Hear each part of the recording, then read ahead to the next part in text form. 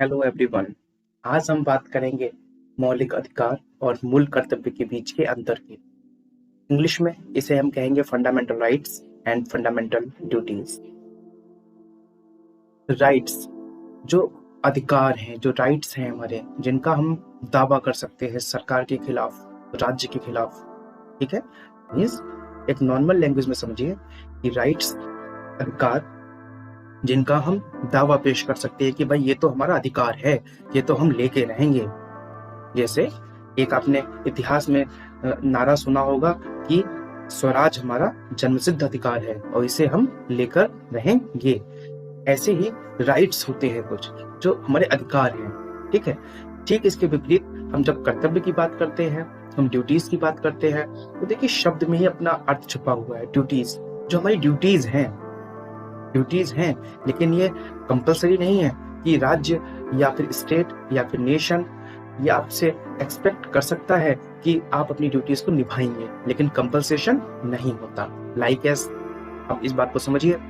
जैसे आप सड़क पे जा रहे हैं, सड़क पे जा रहे हैं, साइड में कोई इंसान आपको दिखा जो कुछ रैपर से कुछ चीज खाता है, एडिबल आइटम खाता है और रैपर को वहीं फेंक देता है रोड पे, डस्टबिन में फेंकने के स्थान पर। आपकी एक सिटीजन के तौर पे, एक आदर्श नागरिक के तौर पे आपकी एक जिम्मेदारी बनती है कि आप उस व्यक्ति को समझाएं कि भाई आपको कूड़ा यहाँ नहीं फेंकना है। वर्तमान सरकार का एक बड़ा महत्वाकांक्षी कार्यक्रम चल रहा है, स्वच्छ भारत अभियान, जिसके तहत हमें चीजों को बड़ा मैनेज वे में वेस्ट करना है। वहां पे 2 तरह के टब्स भी हैं डस्टबिन में, आप वहां डालिए। ये हमारा क्या है, ड्यूटी है। क्या हम सब लोग अपनी ड्यूटी निभाते हैं?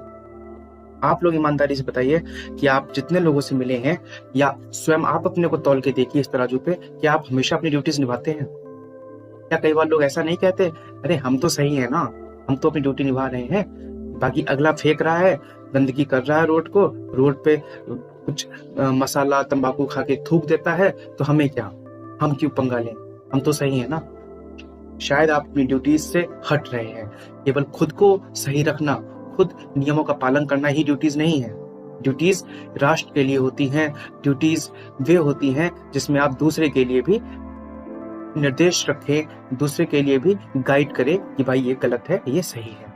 लेकिन सब लोग ऐसा नहीं करते, और वास्तव में आपने देखा भी होगा, कोई ऐसा कानून नहीं है, कोई ऐसा लॉ नहीं है, कोई संविधान में ऐसा आर्टिकल नहीं है कि इसमें ये लिखा हो कि अगर आपने अपनी ड्यूटीज को फॉलो नहीं किया पूरी तरीके से तो आपको कोई सजा का प्रावधान होगा, कोई आर्थिक दंड दिया जाएगा। लेकिन इसके ठीक विपरीत, जैसा अभी पहले बताया था कि जो राइट्स हैं, जो अधिकार है, उसके लिए आप सीधे राज्य पर दावा कर सकते हैं, सरकार से दावा कर सकते हैं कि भाई ये तो मेरा राइट है।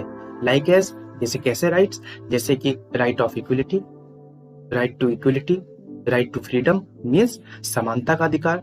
जैसे सरकारी नौकरी है, कहीं पर जाने की बात है, तो कहीं जाने एंट्री की बात है, कहीं सार्वजनिक स्थान पे एंट्री होनी है, तो सबको समान रूप से ट्रीट किया जाए। ऐसा नहीं कि मैं अमुक कास्ट का हूँ, मैं अमुक धर्म का हूँ, मैं अमुक लिंग का हूँ, मेरा अमुक जन्म स्थान है, इसलिए मुझसे भेदभाव करा जाए। नहीं, ये मेरा राइट है जब वहां जाने का। तो समानता का अधिकार आप दावा है ये आपका, आपके साथ कहीं भेदभाव हो रहा है, आप सीधे उस सरकार के विरुद्ध आप न्यायालय की शरण में जा सकते हैं। स्वतंत्रता का अधिकार, विविध प्रकार की स्वतंत्रताएं हैं, फ्रीडम्स हैं, लाइक एज बोलने की स्वतंत्रता, गरिमापूर्ण जीवन जीने की स्वतंत्रता। ऐसे ही न्याय का अधिकार है, आपको न्याय मिलना चाहिए। ठीक है, तो ऐसे ही शोषण के विरुद्ध अधिकार होते हैं बहुत सारे, इसको डिटेल में भी हम पढ़ने वाले हैं कि भाई कहीं पे आपको ऐसा लगता है कि आपका शोषण हो रहा है, ह्यूमिलेशन हो रहा है आपका, तो आप वहां पे सरकार के खिलाफ, उस व्यक्ति के खिलाफ सीधे न्यायालय की शरण में जा सकते हैं, क्योंकि आपका दावा है। ठीक, अब इसमें हम स्टार्ट करते हैं औपचारिक रूप से, फॉर्मल रूप से कि होता क्या है मौलिक अधिकार और मूल कर्तव्य। देखिए, हमारी जो Holi book of India, Holi book of एक देश की जो एक पवित्र ग्रंथ है जिसे हम कहते हैं कॉन्स्टिट्यूशन, संविधान, उसमें भाग हैं। उस भाग 2 में जहां फंडामेंटल ड्यूटीज को न बता के वहां पे नागरिकता बताई गई है, ठीक वैसे ही भाग 3 में फंडामेंटल राइट्स को बताया गया है और भाग 4 में बताया गया है फंडामेंटल ड्यूटीज को। इस प्रकार हम देखते हैं कि फंडामेंटल राइट्स, इस प्रकार हम देखते हैं कि फंडामेंटल राइट्स और फंडामेंटल ड्यूटीज दोनों ही संविधान में लिखी हुई है। पहली बात, ये दोनों ही चीजें कहाँ लिखी हुई हैं? संविधान में लिखी हुई हैं। अच्छा, संविधान में लिखी होने के बाद तो संविधान में लिखी है मीन्स ये क्या है? संवैधानिक है। ये दोनों चीजें क्या है? संवैधानिक है। एक पहली बात। सेकंड बात, भाग 3 में जहां फंडामेंटल राइट्स को बताया गया है, जो आर्टिकल 12 से लेकर 35 तक आपको वहां पे दिखता है, ठीक वैसे ही भाग 4 में उसके खंड ए में, भाग 4 के सब क्लॉज ए में आर्टिकल 51A के तहत आपको क्या बताए गए हैं? कुल 11 एफटीज, 11 फंडामेंटल ड्यूटीज। ठीक है। देखिए, फंडामेंटल राइट्स जो है वो लोगों और नागरिकों दोनों के लिए होते हैं, जबकि फंडामेंटल ड्यूटीज भी लोगों, नागरिकों सभी के लिए होते हैं। यहाँ पे फंडामेंटल राइट इसलिए ज्यादा प्रभावी होते हैं, ज्यादा अधिकार संपन्न होते हैं, ज्यादा शक्तिशाली होते हैं, क्योंकि इसके लिए आप सीधे कोर्ट में जा सकते हैं अपने उनका, अगर आपका हनन हो रहा है। लेकिन फंडामेंटल ड्यूटीज आपसे केवल अपेक्षा करी गई है, किसके द्वारा? राज्य के द्वारा, सरकार के द्वारा, कि आप ऐसा ऐसा करेंगे। आप पे कोई कंपल्सेशन नहीं है। जब कोई अपेक्षा ही करी गई है तो आप उसमें न्यायालय में जाने न जाने की बात ही नहीं उठती है। तो इसकी अगला ही टर्मिनोलॉजी हम पढ़ने वाले हैं कि देखिए, फंडामेंटल राइट्स में बड़ा अच्छे से एक हमने स्टेटमेंट दिया है कि ये नागरिकों के दावे हैं। फंडामेंटल राइट्स क्या है? नागरिकों के दावे हैं। दावे हैं मीन्स वे क्लेम कर रहे हैं, जिनका हनन अगर हुआ, अगर उन दावों का हनन हुआ तो वे सीधे कहाँ जा सकते हैं? सुप्रीम कोर्ट जा सकते हैं। सीधे हमारा सबसे बड़ा न्यायालय क्या है? सर्वोच्च न्यायालय है, सुप्रीम कोर्ट है, तो सीधे सुप्रीम कोर्ट जा सकते हैं। लेकिन फंडामेंटल ड्यूटीज, फिर वही बात कि फंडामेंटल ड्यूटीज जहाँ पे आप, जो आपसे अपेक्षा करी गई है, जो आपका एक कर्तव्य होना चाहिए, तो वो कोई दावे तो है नहीं। दावे तो किसी का किसी के लिए है ही नहीं, न राज्य का आपसे दावा है, ना आपका राज्य से दावा है। तो ये केवल हमारे क्या है? ओनली नैतिक कर्तव्य है। क्या है? मॉरल ड्यूटीज है हमारी, जो हमें करना चाहिए, जिन्हें हमको राष्ट्र हित में करना चाहिए। अर्थात फंडामेंटल ड्यूटीज कोई बाध्यकारी नहीं है, कोई कंपलसरी नहीं है, लेकिन जो फंडामेंटल राइट्स हैं मीन्स मौलिक अधिकार हैं, वे क्या हैं? वे कंपलसरी होते हैं, वो आपको कंपलसरी मिलते हैं। इस प्रकार अगर थोड़ा हिस्ट्री में अगर हम देखेंगे तो मौलिक अधिकार जो है वो यूएसए के संविधान से लिए गए हैं, अर्थात अमेरिका के संविधान से लिए गए हैं। अमेरिका का संविधान से क्यों लिए गए हैं? कि अमेरिका का संविधान ही है जो विश्व का पहला लिखित संविधान है और सबसे छोटा संविधान है। लेकिन जो फंडामेंटल ड्यूटी की कंसेप्ट है कि भाई वो कहाँ से ली गई होगी, तो वह सोवियत संघ से ली गई थी 1991 से पहले। 1991 से पहले जो वर्तमान का रूस है, ये सोवियत संघ होता था, एक यूएसएसआर होता था, जिसमें कई सारे देश आते थे, जो आज मध्य एशिया कहलाता है, middle Asia, Kazakhstan, Kyrgyzstan, Turkmenistan, ये सब किसमें होते थे? सभी यूक्रेन रूस युद्ध चला था, ये यूक्रेन भी किसमें था?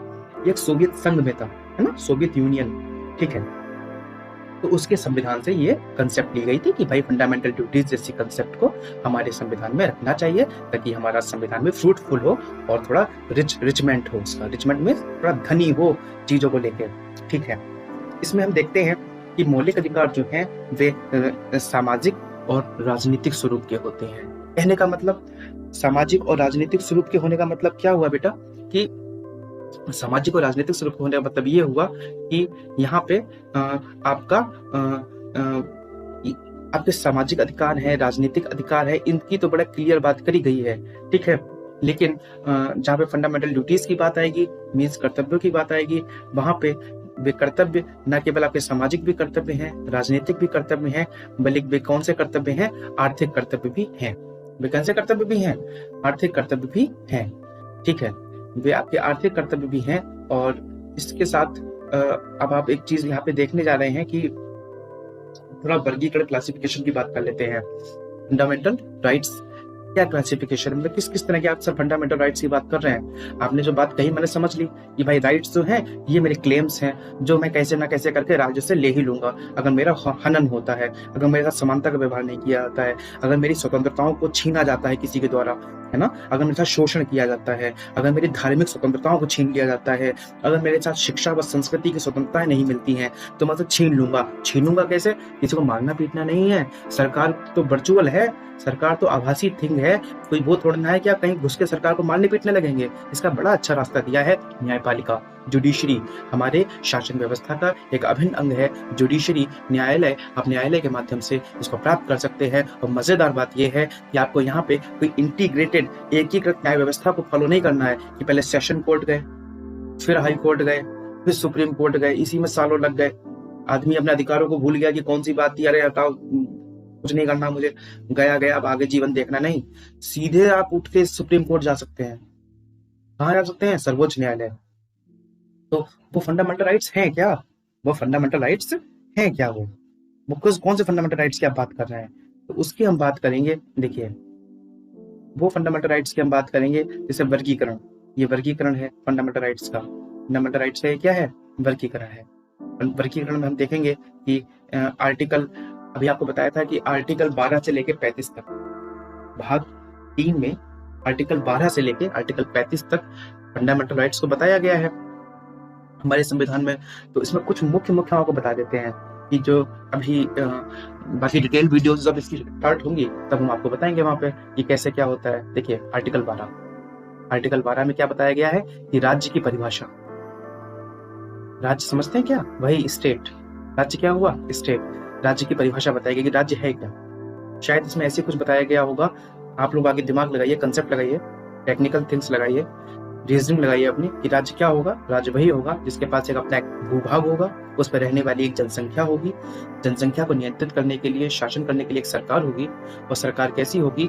संप्रभु होगी, सॉवरेन होगी। मीन्स अपने निर्णय खुद से ले सकती है, उस पर किसी अन्य सरकार, अन्य देश का कोई दबाव नहीं होगा। ठीक है। फिर आर्टिकल 13 में बताया गया है कि जुडिशियल रिव्यू, न्यायिक पुनरावलोकन। न्यायिक पुनरावलोकन क्या होता है कि अगर किसी कोर्ट ने, किसी न्यायालय ने अपना डिसीजन दे दिया है तो उस डिसीजन को, वो डिसीजन सही है नहीं सही है, क्या वो न्यायिक पैरामीटर्स पे, जुडिशियल पैरामीटर्स पे, न्यायिक मानकों पे खरा उतर रहा है, तो उसके लिए उससे एक ऊपर वाला न्यायालय उसकी क्या कर सकता है? समीक्षा कर सकता है, उस डिसीजन को अपने यहाँ मंगा के काम कर सकता है कि भाई क्या मामला है क्या नहीं है। तो न्यायिक पुनरावलोकन, नाम से देखिए, न्यायिक पुनरावलोकन, पुनः अवलोकन, उस चीज को फिर से अवलोकित करेगा, फिर से देखेगा उस मैटर में क्या सिस्टम क्या हुआ, कहीं किसी का राइट तो नहीं जा रहा है इसमें, किसी के इंसान का राइट तो नहीं जा रहा है, लोग तो नहीं हो रहा है, तो ये चीज उसमें देखेगा। फिर हम बात करते हैं आर्टिकल 14 से लेके 18 की। आर्टिकल 14 से 18 में देखिए, 12-13 को बता दिया। आर्टिकल 14 to 18 की बात करेंगे तो देखिए, आर्टिकल 14 से 18 में इन्होंने बताया कि समानता के अधिकार दिए गए। किसके अधिकार दिए गए हैं? राइट टू इक्वलिटी ना, समानता के अधिकार दिए गए हैं। इसमें समानता के अधिकार जो दिए गए हैं उसमें आपको यहाँ पे बताया गया है कि चीजें जो हैं वो किस तरह से समानताएं होंगी, है ना। लोक नियोजन में समानता, ये सब समानताओं की बात करी गई है। खैर, आर्टिकल 19 से 22 में इन्होंने बताया है कि स्वतंत्रता के अधिकार, राइट टू फ्रीडम, जितने भी स्वतंत्रता के अधिकार हैं। आर्टिकल 23 और 24 में बताए गए हैं कि शोषण के विरुद्ध अधिकार आपको मिलते हैं, जिसके लिए आप क्लेम कर सकते हैं। आर्टिकल 25 से 28 में बताया गया है, आर्टिकल 25 से 28 में बताया गया है कि आपको क्या मिलते हैं? धार्मिक स्वतंत्रता के अधिकार। किसके मिलते हैं? धार्मिक स्वतंत्रता के अधिकार मिलते हैं। आर्टिकल 25 से 28 में बताया गया है। तो आर्टिकल 25 से 28 में धार्मिक स्वतंत्रता के अधिकारों की बात करी गई है, तो यहाँ पे हम वही चीज समझाना चाहेंगे आपको कि धार्मिक स्वतंत्रता में क्या है? ऐसी स्वतंत्रता जो दूसरों के लिए हानिकारक ना हो और आपको अपने उपासना पद्धति, विश्वास, धर्म को मानने की पूर्ण स्वतंत्रता प्रदान करती हो। ठीक है। आर्टिकल 29 से 30 में संस्कृति एवं शैक्षिक अधिकार दिए गए हैं, और आर्टिकल 32 में संवैधानिक उपचारों के अधिकार दिए गए हैं। ठीक है। यहाँ पे हम कहने जा रहे हैं, संवैधानिक उपचारों के अधिकारों की बात है, तो संवैधानिक उपचार हैं क्या क्या? संवैधानिक उपचार जैसे कि आपके साथ कुछ ऐसा गड़बड़ होता है, जैसे कि आपकी गिरफ्तारी के समय, आपने कोई अपराध किया तो गिरफ्तारी के समय आपके साथ पुलिस क्या क्या करेगी, आपको बंदी प्रत्यक्षीकरण, ये सब चीजें जो होती हैं कि आपको 24 घंटे के अंदर मजिस्ट्रेट के सामने पेश करना है, आपको हथकड़ी नहीं डालनी है जब तक आपका अपराध सिद्ध ना हो जाए, ये सब चीजें इसमें बताई जाती हैं। लेकिन जब हम बात करते हैं फंडामेंटल ड्यूटीज की, तो वही बात आ रही थी कि सर आपने बताया था कि भाग 4A में ए सब क्लॉज होता है, उसके आर्टिकल 51 में जो ए उसका सब क्लॉज है, उसमें 11 फंडामेंटल ड्यूटीज दी गई हैं। तो वो कौन सी ड्यूटीज हैं? जो आपने कहा था कि वो सामाजिक भी हैं, उसमें कुछ आपकी ड्यूटीज, कुछ राजनीतिक भी हैं, और कुछ कैसी ड्यूटीज हैं? आर्थिक ड्यूटीज भी हैं। सबसे पहले हमने बात करी इसमें संविधान का पालन करने की बात कही गई है। जैसे कुछ ड्यूटीज जैसे बताई गई हैं, आपको संविधान का पालन करना है, सम्मान करना है संविधान का, है ना? भारत की संप्रभुता, एकता, अखंडता की रक्षा करनी है। आवश्यकता पड़ने पर आपको राष्ट्रीय सेवा देने के लिए तैयार रहना है। और ये सेवा जो होगी कई बार मुफ्त भी हो सकती है, आपको उसका पारिश्रमिक हो सकता है ना मिले, ये आपकी ड्यूटीज हैं। आवश्यकता पड़ने पर परस्पर सद्भाव एवं बंधुत्व व महिलाओं का सम्मान करना है। परस्पर सद्भाव रखना है, बंधुत्व रखना है, महिलाओं का सम्मान करना, ये ड्यूटीज हैं आपकी, कंपल्सेशन कुछ नहीं है। ऐसी प्राकृतिक पर्यावरण व जीव जगत का सम्मान करना है, उनके प्रति एक स्नेह भाव, एक सद्भावना रखनी है।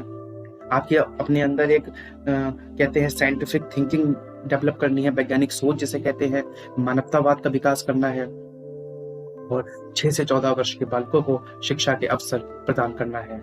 इस प्रकार हम देखते हैं कि एक चित्र के माध्यम से हमने सिखाया है कि हैव अ बैलेंस। आपको एक तराजू दिखाया गया है जहाँ पर उसमें लिखा है कि नो योर राइट्स, पहले अपने अधिकारों को जानो, और फुलफिल योर ड्यूटीज, अपने अधिकारों को जानने के साथ अपने ड्यूटीज को पूरा भी करो। कई बार इसमें देखा जाता है, कई बार इस समाज की एक बड़ी विचलित कर देने वाली परिस्थिति होती है बच्चों, कि हम लोगों को अपने अधिकार तो याद रहते हैं, हम लोगों को अपने अधिकार तो याद रहते हैं, लेकिन हमारी ड्यूटीज क्या हैं अपने देश के लिए, अपने राष्ट्र के लिए, वो हमें याद नहीं रहती हैं।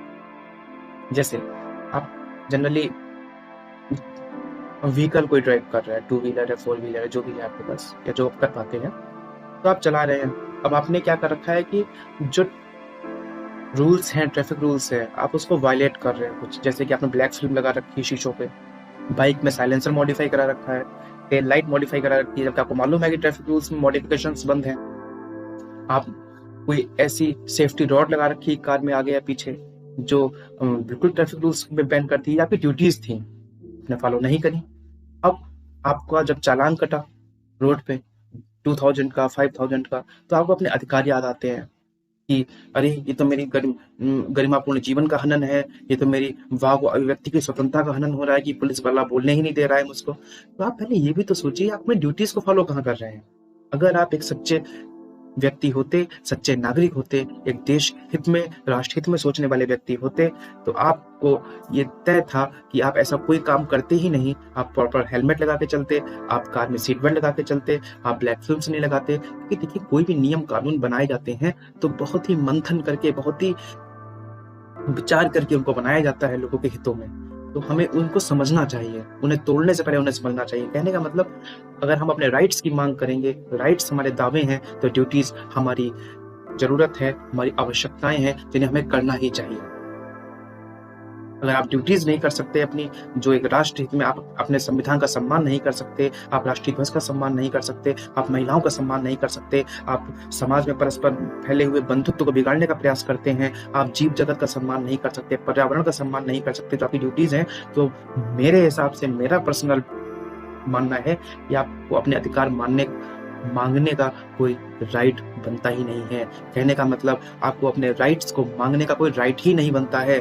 आप चले भले ही जाएंगे न्यायालय, लेकिन जिसको अपने नैतिक कर्तव्यों का बोध ना हो, वह किस बात में, किस बेस पे अपने अधिकारों का मांग करेगा, किस बेस पे उसकी अंतरात्मा, उसकी इनर सोल, उसकी कंसाइंस उसको अनुमति देगी कि आप अधिकार मांगने चले गए, कि आपने अपने कर्तव्य पूरे कर लिए थे। इसी तरह की जानकारियों के लिए इस आगे की डिटेल्ड वीडियोस आपको मिलती रहेंगी जब क्लासेस स्टार्ट होंगी मिड अप्रैल से, और इसको और डिटेल में हम लोग बच्चों पढ़ेंगे और आपके साथ एक सेशन, एक क्लास के माध्यम से पूरा करेंगे। तो इसी तरह की वीडियोस को देखने के लिए, समझने के लिए, do like, share and subscribe our channel. जय हिंद।